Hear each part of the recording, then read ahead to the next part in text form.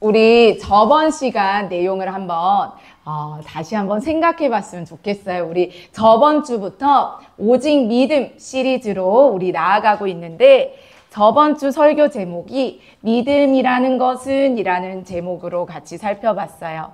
자, 믿음이 뭐라고 우리 배웠는지 기억나요? 네, 뭐라고 배웠어요? 쌤이 엄청 멋진 그림 하나 그려줬었는데 기억나? 네. 진짜 잘 그렸었잖아. 그렇게 사람 그렸었는데 왜 그 사람을 그렸어? 믿음은 뭐니까? 전인격적인 반응이야. 자, 믿음은 복음에 대한 뭐라고요? 전인격적인 반응이라고 했어요. 복음이 뭔데? 예수님이 하나님의 아들이시고 그분이 우리의 구원자시자 주인인 게 복음이었어요. 근데 그 복음에 대한 전인격적인 반응이 뭐였다고?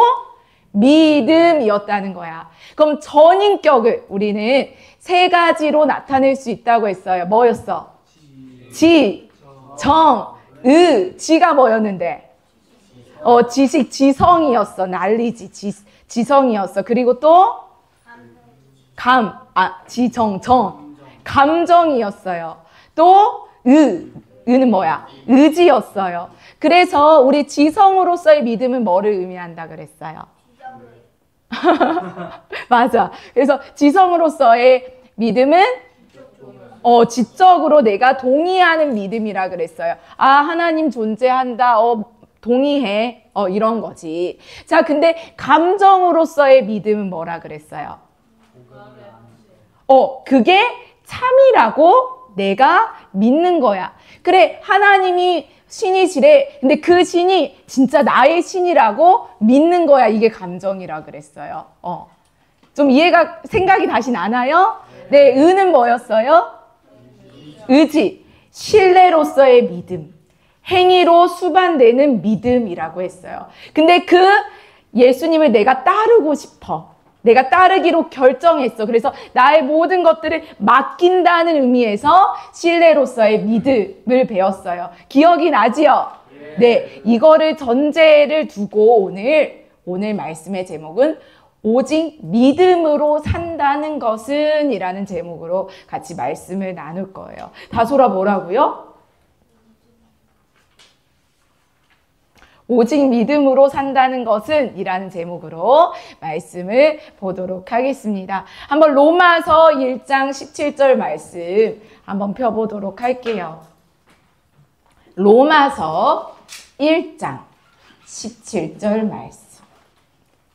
다 필 때까지 기다려 주겠습니다. 네, 로마서 1장 17절 말씀. 자, 주변에서 성경책 안 피는 사람 있다면 눈치 줘도 돼요. 로마서 1장 17절 말씀 함께 읽겠습니다. 시작!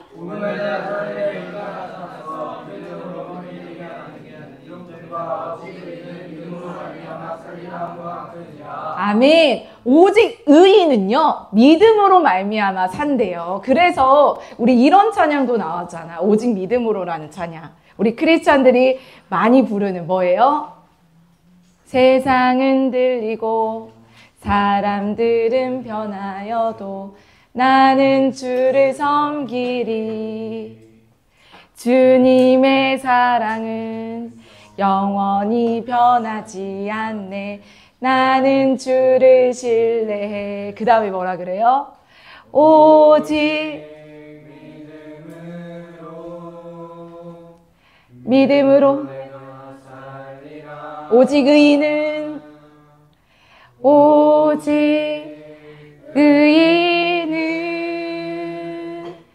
믿음으로 말미암아 살리라. 여러분 이 찬양 태어나서 몇 번 부르셨어요? 20번. 난 더 부른 것 같아. 근데 여러분 이 찬양 부를 때 은혜로워요? 아멘? 은혜로워요. 근데 왜 은혜로워요? 오직 믿음으로 말미암아 내가 살리라. 이거를 여러분은 어떤 의미로 받아들이고 부르시나요? 오직 믿음으로. 이게 어떤 여러분에게 용기가 되나요? 아, 믿음이면 다 돼. 마음대로 살아도 돼. 이건가요? 아, 내가 어제도 누구 미워하고 뭐하고 했는데 믿음으로 말미암아 구원받으니까 마음대로 살아도 돼. 이거에서 위로를 얻으면서 찬양하나요? 아니면 여러분이 오직 믿음으로 내가 살리라 라는 게 어떤 의미라고 여러분은 생각하세요?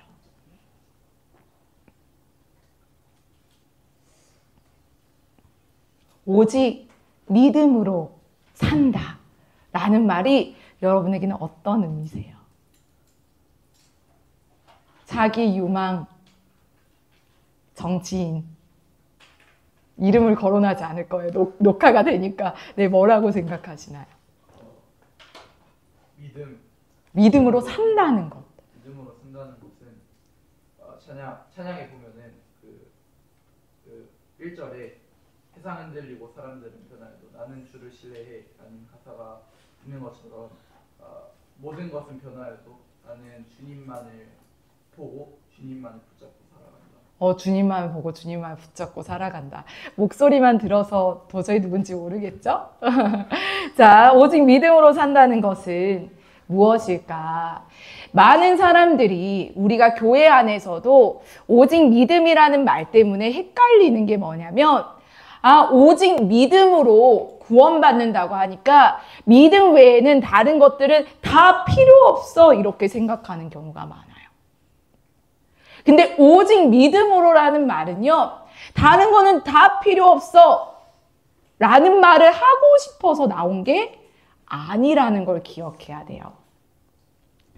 자, 우리 로마서에도 사도 바울이 오직 믿음으로 살리라 라고 얘기했지만 그 사도 바울이 외쳤던 그 의미와 그 깊은 뜻을 다시 회복하고자 16세기에도 종교개혁가들을 통해서 오직 믿음으로 라는 게 선포가 되었어요. 그럼 한번 여러분, 왜 이 오직 믿음으로라는 슬로건이 종교개혁에서 외쳐지게 됐는지 그 배경부터 우리는 알아야 돼요. 여러분이 어느 정도 그 배경은 알지요?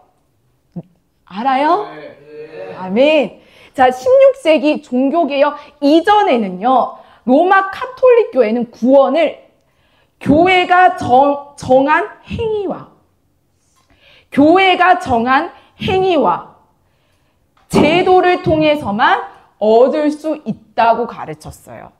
다시 한번, 로마 카톨릭 교회가 종교개혁 이전에는 교회가 정한 행위랑 그 제도에 의해서만 뭐를 받을 수 있다고요? 구원을 받을 수 있다고 가르쳤어. 예를 들어 오늘날로 쌤이 좀 변형을 시켜봤어. 이런 거야. 목사님에게 순종해야 복을 잘 받아. 좌우가 목사님한테 잘해야 돼. 주의를 지키고 11조를 내야지 구원받아. 헌금을 많이 내는 양이 믿음의 양이랑 비례하는 거야. 헌금을 많이 내야 구원받아. 봉사를 많이 하거나 사역으로 고생을 많이 해야 하나님도 인정해 주셔. 바쁘게 사는 거야. 더 고생해야지. 이런 거에 저항해서 종교개혁자들이 외쳤던 게 뭐예요? 오직 믿음이에요? 아니에요. 오직 믿음으로만 구원받아요. 목사님이 최고의 권위가 아니에요. 하나님 말씀이, 성경 말씀이 오로지 최고의 권위의 말씀이에요. 오직 은혜로만 구원받아요. 그 앞에 나왔던 것에 저항해서 나왔던 게 뭐라고요? 종교개혁의 5대 슬로건이에요. 처음에는 3대 슬로건이었어요. 오직 믿음, 오직 은혜, 오직 성경. 왜? 이게 없으면 내가 참으로 그리스도를 믿는지 확인할 방법이 없기 때문에. 그리고 이것대로 살아갈 때 우리는 솔리데오 글로리아, 오직 하나님께 영광되는 삶을 살 수 있기 때문에. 여러분, 왜 종교개혁이 일어나는지 알겠어요? 야, 너희들 안심해. 믿음이면 된대. 믿음 말곤 다 필요 없어. 그러니까 마음대로 살아도 돼. 이 배경에서 나온 게 아니라 교회의 부정과 횡포들 때문에 이게 나왔다는 것을 우리는 다시 한번 염두에 두어야 됩니다. 그래서 칠판에 쓰자면 오직 아니야 괜찮아요. 나중엔 준비했어요. 오직 믿음은 이건 여러분 적어 놓으세요. 오직 믿음은 믿음 외에는 하나도 필요 없다라는 말이 아니에요. 오직 믿음으로 산다는 것은 믿음 외에는 하나도 필요 없다가 아니에요. 믿음 외에는 하나도 필요 없어 이게 아니야. 믿음이 있으면 아무렇게나 살아도 된다도 아니야. 적어 놓으세요. 믿음 외에 다른 것은 하나도 필요 없어. 아니라고. 있어야 되나? 저기 써줄게.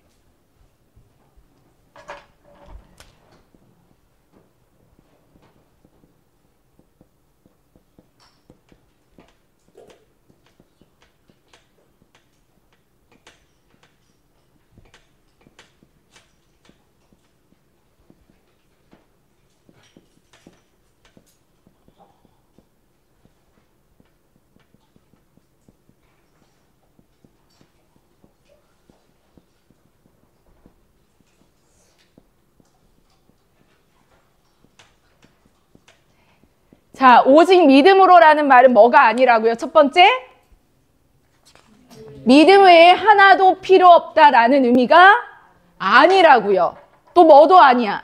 믿음이 있으니까 아무렇게나 살아도 된다라는 의미가 아니에요. 우리 이런 딜레마에 있잖아요. 선생님, 저 그럼 믿으면 아무렇게나 살아도 돼요? 믿으면 구원받는다면서요. 아니면 믿음 외에는 아무것도 필요 없나요? 그러니까 가정생활, 직장생활 소홀히 해도 되나요? 교회생활만 열심히 해도 되나요? 이런 딜레마에서 빠져나갈 수 있어요. 그럼 오직 믿음으로라는 뭘까? 이게 중요해요. 보이죠?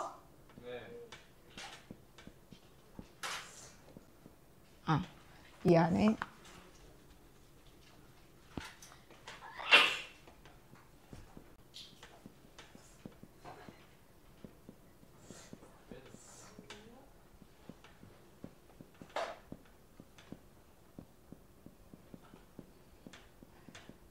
자, 우리 큰 소리로 한번 읽어봅시다. 시작.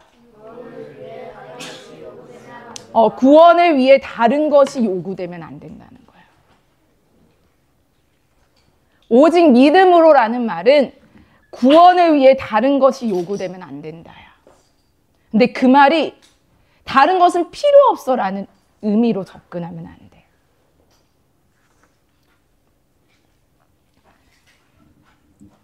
구원을 위해 다른 것이 요구되면 안 된다.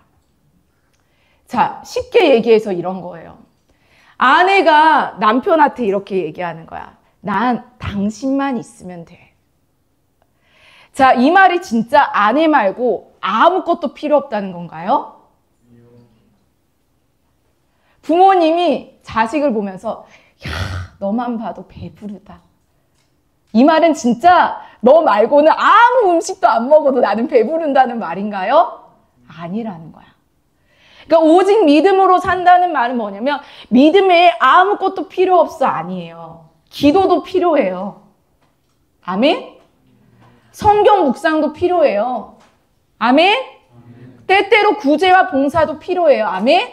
그렇지만 그것이 구원을 가져다 줄 수는 없다는 거야. 이해가 돼요? 우리가 살아가는데 아내만 필요하겠어요? 남편만 필요하겠어요? 여러 가지 필요하죠. 근데 그게 다른 뭐 과자나 음식이나 다른 사람이 내 인생의 어떤 궁극적인 목표가 될 수는 없다는 거야. 필요 없다는 게 아니라. 내가 자식만 보면 배부르다는 말이 자식 없이 나는 밥 하나도 안 먹어도 된다가 아니라 그만큼 내 자식이 가치 있다는 거야. 다른 어떤 걸로도 비할 수 없다는 거야. 그러니까 오직 믿음으로 산다는 것은 뭐예요? 구원을 위해서는 다른 것을 요구돼서는 안 된다라는 말이에요. 예수 그리스도가 행한 일 그 외에는 다른 어떤 것도 구원을 만족시킬 수 없다라는 말이에요. 그렇기 때문에 성경 묵상이 필요 없어요. 그렇기 때문에 기도 생활 안 해도 돼요. 그러니까 봉사 안 해도 돼요 라는 말은 아니라는 거예요. 그러니까 목사님 어른 함부로 대해도 돼요. 이런 말이 아니라는 거예요. 종교개혁의 5가지를 강조하는 오직은 그것만 필요하고 다른 건 필요 없어 라는 뜻이 아니라 다른 어떤 것도 구원의 수단이 될 수는 없어요 라는 뜻이에요. 구원이 무엇인지는 알려줄 수는 있겠지. 왜? 성경을 통해서 구원에 이르는 지혜가 있게 한다고 분명히 성경은 얘기하고 있으니까. 근데 그 지혜를 얻었다고 해서 가지고 있다 해서 구원이 임하는 건 아니라고. 구원은 뭐로부터? 반드시 예수 그리스도의 순종과 그분의 행위로서만 얻을 수 있다라는 걸 우리는 기억해야 됩니다. 아멘? 아멘. 그래서 종교개혁자들이 오직 믿음을 외친 배경에는 교회의 횡포와 교회 지도자들의 부패에 저항하기 위해서였어요. 근데 여러분, 지금의 오늘날의 교회는 안타깝게도 오직 믿음을 얘기할 때요, 오히려 교회의 횡포를 합리화하고 교회 지도자들의 부패를 감추려는데 오직 믿음이라는 용어를 사용한다는 거예요. 여러분, 이런 말들을 들어보거나 여러분도 이런 말들, 이런 뉘앙스의 얘기를 했는지를 한번 돌아보세요. 믿음으로 헌금하면 30배, 60배, 100배 줄 거야.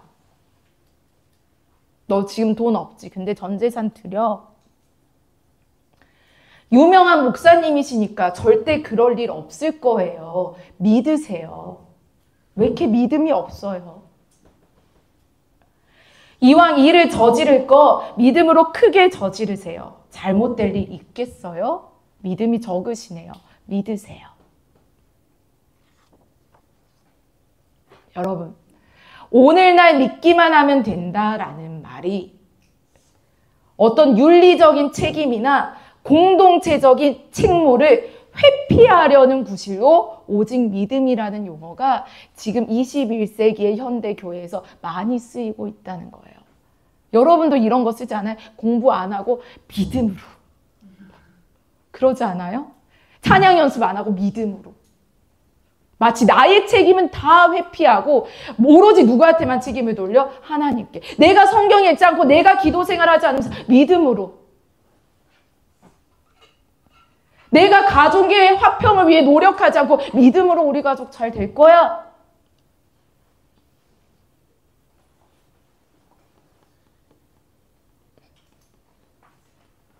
교회 안에서 믿는 사람들은 능치 못한 일이 없다고 했으니 여러분 아무것도 안 해도 돼요. 믿으시기만 하면 돼요. 날마다 5번 거울 보면서 외치세요. 믿습니다, 믿습니다, 믿습니다, 믿습니다. 안 되시나요? 믿음이 부족한 거예요. 여러분, 이게 현실이에요. 믿음은 오직 믿음으로라는 단어는 그런 배경에서 나오지 않았다는 거예요. 오히려 믿음 외에 다른 거를 해야지만 구원받아요. 나한테 복종해요. 종교개혁 그 전에 가스라이팅이라는 용어는 없었지만 분명 그 로마 카톨릭의 그 교회와 교황청과 종교 지도자들은 자신들의 제도와 자신들이 말하는 행위로 많은 사람들 가스라이팅을 했어요. 그러니까 뭐라 그래요? 그러면은 목사님 말만 믿으면 되는 거죠? 저는 아무 생각 않고 목사님 말만 믿으면 오직 믿음으로 하면 저도 천국 갈 수 있는 거죠? 이거였다는 거예요. 그거에 저항했다는 거예요. 만약 우리도 오직 믿음으로 구원받는다는 것 때문에 내가 성경을 읽지 않고 어떤 사람이 말하는 것만 무작정 믿고 그렇게 따라가고 있다면 오늘도 우리 안에는 개혁이 필요합니다.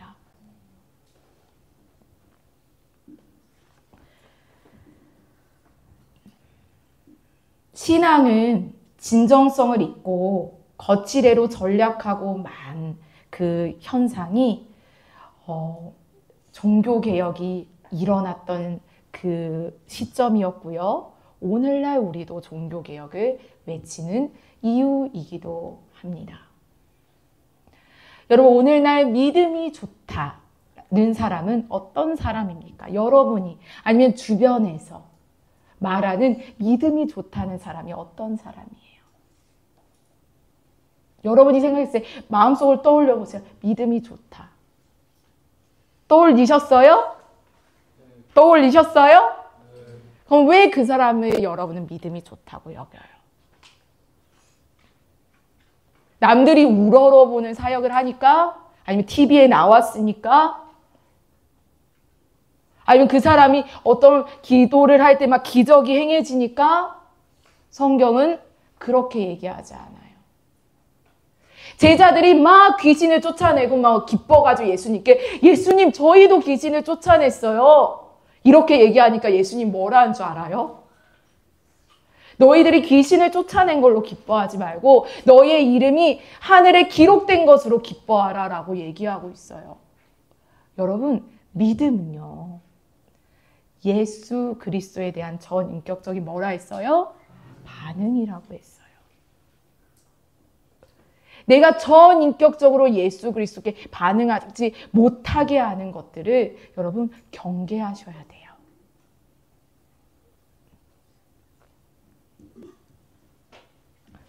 오늘날 믿음이 좋다는 사람들은 흔히 이런 사람이지 않나 싶어요. 교회나 목회자의 요구에 무조건 순응하는 사람. 유명한 목사님이면, 지도자면 내가 생각해보지 않고 하나님께 묻지도 않고 무조건 따르는 사람을, 순응하는 사람을 우리는 믿음이 좋다 하지 않나요? 그리고 양적으로 교회라는 건물 안에 시간을 오래 보내는 사람을 우리는 믿음이 좋다라고 얘기하지 않나요? 이 사람은 믿음이 좋아. 맨날 교회에 있어. 가정을 내팽개치고 교회에 있는지, 내가 해야 되는 책임을 등한시하고 교회에 있는지는 생각해보지 않은 채 교회에 오래 있어. 누군가 여러분이 CEC에 다닌다고 해서 믿음이 좋다고 하면 여러분 마음속으로 사단아 물러가라 하셔야 돼요. 넌 나를 넘어지게 하는 자로다.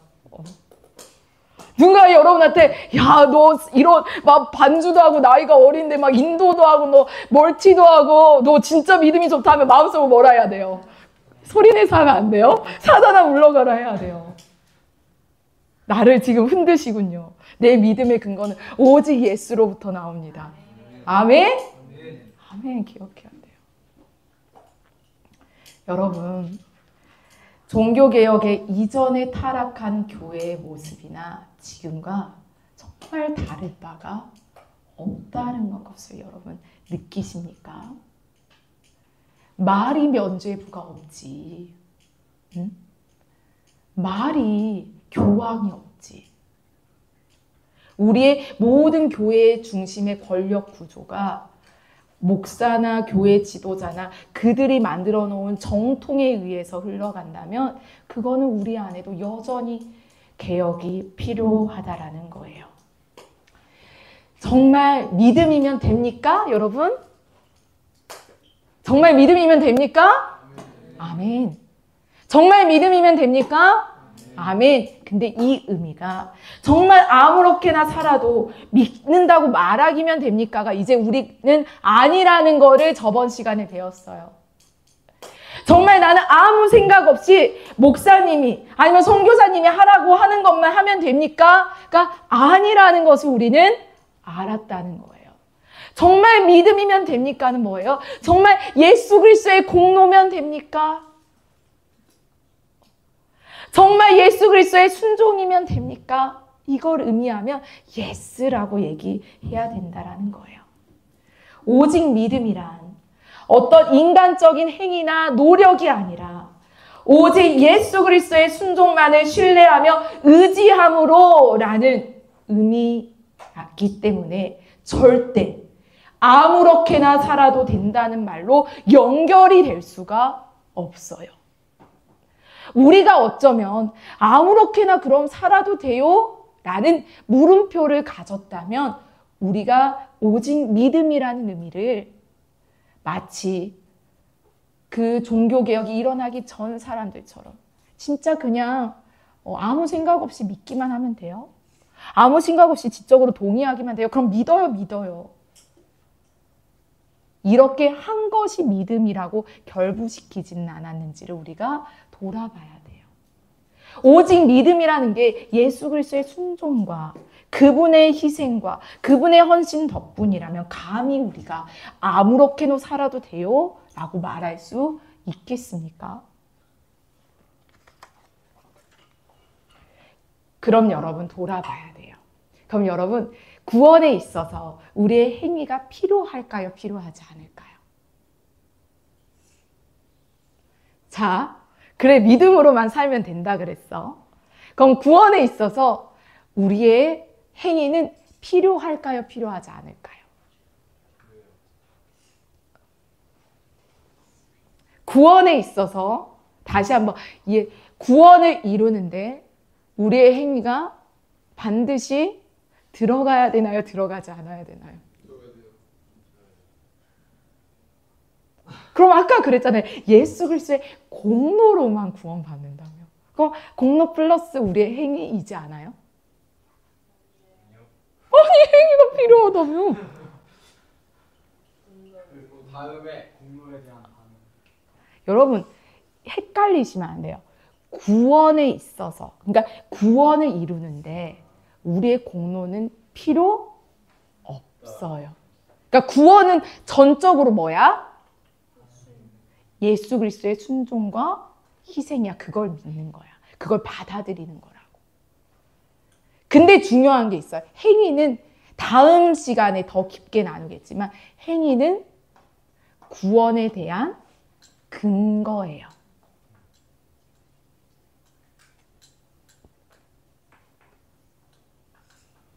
이런 거지. 너 나랑 결혼하자. 그래. 그러니까 혼인계약서 쓰자. 아, 못 쓰겠어. 아, 나 너 사랑해. 믿어줘. 아니, 나랑 같이 결혼하고 살 거라면 혼인계약서 써. 그러니까, 아, 꼭 이걸 써야지 내 마음을 알겠어? 너 사랑한다고. 나 너랑 같이 살 거라고. 너랑 결혼한다고. 이것과 마찬가지예요. 행위라는 건 뭐냐면 내가 정말 예수 그리스도를 믿는지에 대한 여부를 드러내 보이는 어쩌면 증거라는 거예요.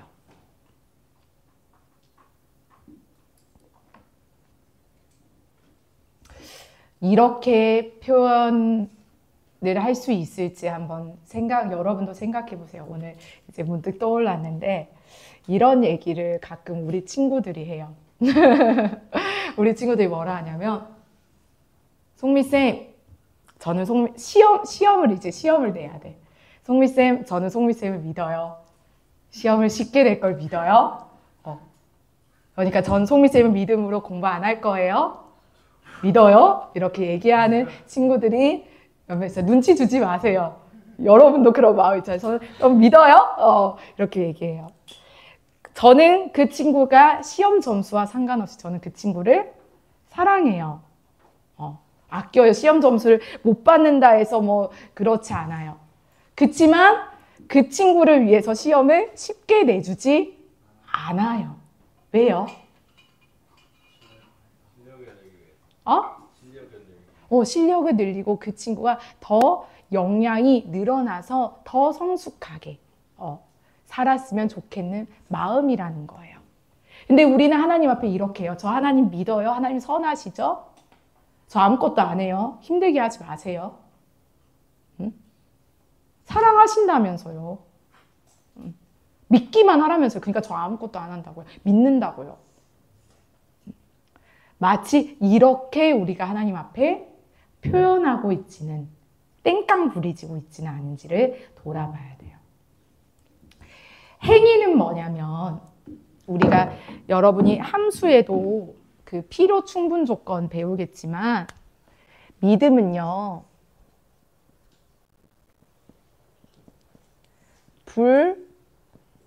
불필요성이 아니에요. 미안해요. 행위는 불필요성이 아니에요. 불필요성은 뭐야? 필요 없다예요.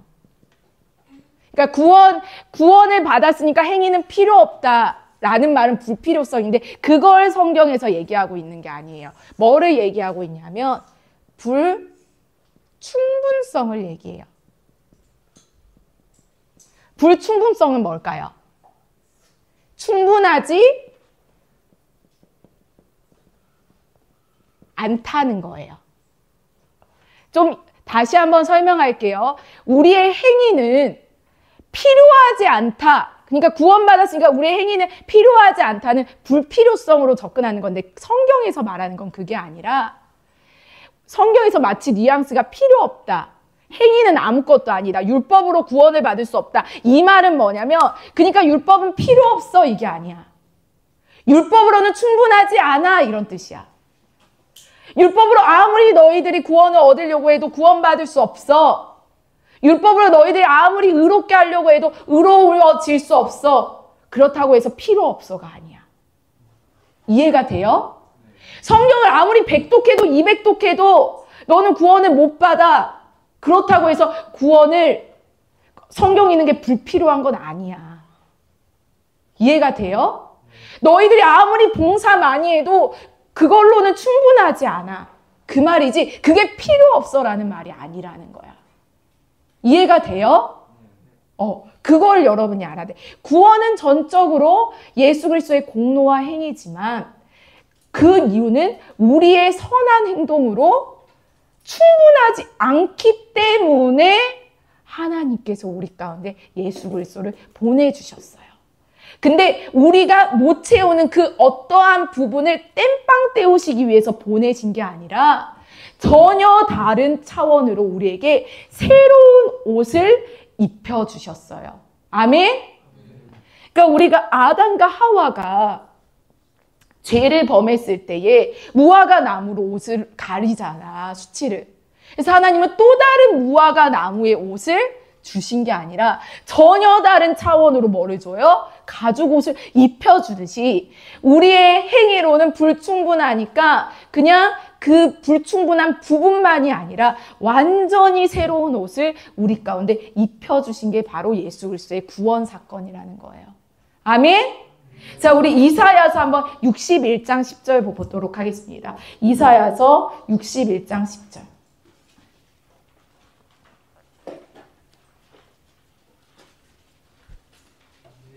아멘.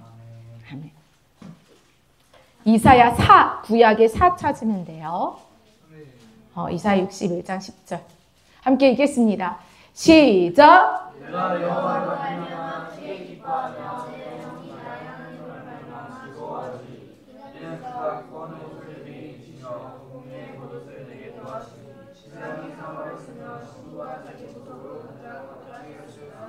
아멘. 그가 구원의 옷을 입히신다고 나와요. 공의의 겉옷을 입힌다고 얘기해요. 자, 우리 빌립보서 3장 9절 말씀도 보도록 하겠습니다. 신약에서도 확인해 볼게요. 빌립보서 3장 9절. 근데 그 구원의 옷이 뭐냐면 이렇게 나와요. 빌립보서 3장 9절. 빌립보서 3장 9절. 자, 시작.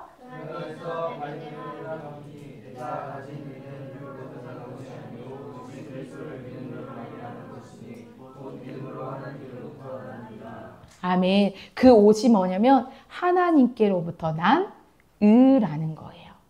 누구를 믿음으로? 오직 그리스도를 믿음으로. 인간의 행위로 구원에 이를 수 없는 것을 전혀 다른 차원으로 그리스도의 의로 옷 입히기로 하셨습니다. 아멘. 아멘. 우리의 순종으로 감히 구원을 채울 수 없는 그것을 예수 그리스도의 순종으로 하나님과 화목하게 하였다는 거예요. 그게 바로 구원이라는 거예요. 아멘? 그럼 우리의 선한 행위는요, 그 구원에 대한 뭐겠어요? 마땅한 반응인 거예요. 내가 아무리 노력해도 안 됐었는데, 하나님께서 전혀 다른 차원으로 그리스도의 의의 옷을 입혀줬기 때문에 그럼 이제 나 아무것도 안 해야지가 아니라 하나님 내가 이렇게 열심히 해도 이 구원에 충분하지 않음을 압니다. 근데 하나님께서 그 은혜를 예수 그리스도를 입혀주셨으니 제가 더 마음 다해, 더 내 힘 다해, 더 내 뜻 다해 주님을 더 사랑하겠습니다라는 반응이 마땅히 나오는 거예요. 요즘 사랑에 대한 신곡들이 많이 나와요. CCM에서도요. 사랑합니다, 사랑합니다 나와요. 그리고 많은 사람들이 눈물도 흘려요. 근데 그 안에 우리는 과연 주님 그 은혜가 너무 커서 주님 사랑합니다가 저 아무렇게나 사는데 그래도 주님 사랑하는 거 아시죠? 이런 자기 연민에서 부르는 찬양이 아니라는 거예요. 저 똑바로 못 살고 있는데 주님 저 사랑하는 거 알죠? 연민에 빠져서. 이해하시죠? 그리고 찬양 끝나고 저 다시 죄 지어요. 그래도 주님 마음은 사랑하시는 거 아시죠? 이런 연민이 아니라고요. 근데 많은 교회 청년들이 세상에서 마음대로 살고 그 연민에 빠져서 그래도 주님 사랑하는 거 알죠? 이건 뭐냐면 마음껏 바람 피고 와가지고 여자친구한테 그래도 나 너 사랑하는 거 알지? 이거예요. 우리가 그런 행위를 하나님 앞에 하고 있는 거예요. 하나님을 사랑한다는 건 뭐냐면 하나님 당신의 은혜와 당신의 사랑이 너무 무궁무진해서 하나님 제가 하나님을 사랑하는 것으로 감히 하나님의 사랑을 따라할 수는 없지만 하나님의 사랑만큼 부합할 수는 없지만 하나님 내가 마음과 뜻과 내 힘 다해 사랑하겠습니다. 하나님 넘어졌어요. 근데 정신 차리고 다시 그 은혜가 얼마나 큰지 다시금 깨달았으니 다시 하나님을 사랑하는 전인격적인 반응으로 나아갑니다. 이게 사랑의 고백이라는 것을 여러분 기억해야 돼요. 아멘? 말뿐인 사랑 어떻게 해야 돼? 말뿐인 사랑이 넘어가면 돼? 안 돼? 안 돼. 은결아 누가 너한테 사랑한다고 말만 해. 그럼 휘둘리면 돼? 안 돼? 안 되는 거야. 우리 은결인 지혜로워서 흔들리지 않을 거야. 근데 여러분 지혜 그 자체이신 하나님이 그 마음을 모르겠냐고요. 말뿐인 사랑과 정말 진심인 사랑을 구분을 못 하시겠냐고요.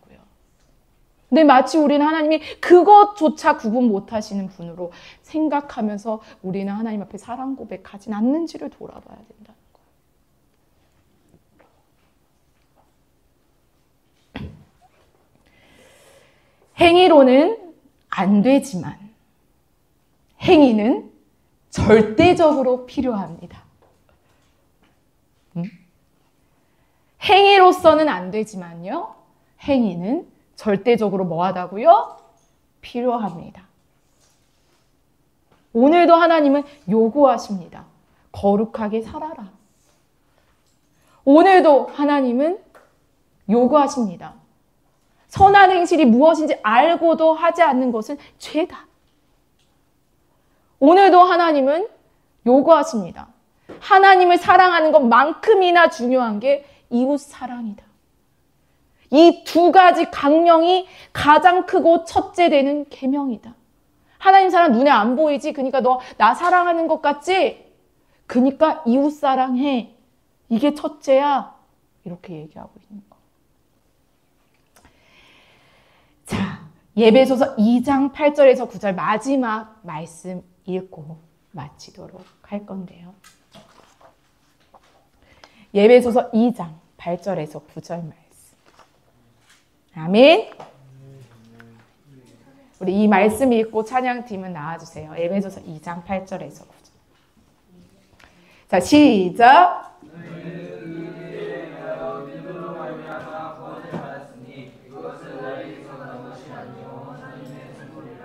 행위에서 난 것이 아니니